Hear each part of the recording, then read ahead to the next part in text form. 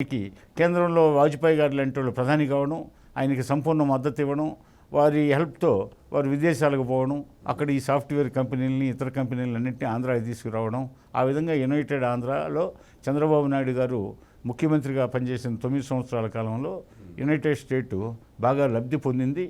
అదేవిధంగా పాత రోజుల్లో రాజకీయాల్లో ఆయన ఆచార్య రంగా గారు ఆయన బాత్రూంలో కాలు జారి పడి పోతే తుంటి ఎముకో ఏదో ఇరిగితే ఆయన నిమ్స్లో చేరున్నారని చెప్తే ఆయన స్వయంగా వెళ్ళి పరామర్శించి వచ్చారు.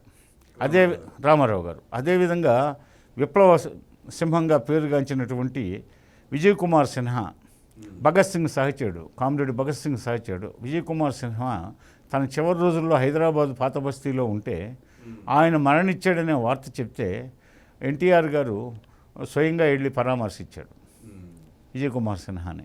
పోతే అదేవిధంగా గౌతుల్ లచ్చన్నని ఆయన పిలిపించుకొని సహాయ సహకారాలు, సలహాలు, సంప్రదింపులు చేయడం జరిగేది. అదేవిధంగా పుచ్చలపల్లి సుందరయ్య గారు ఉన్నప్పుడు ఆయనతో కూడా సంప్రదించేవాడు.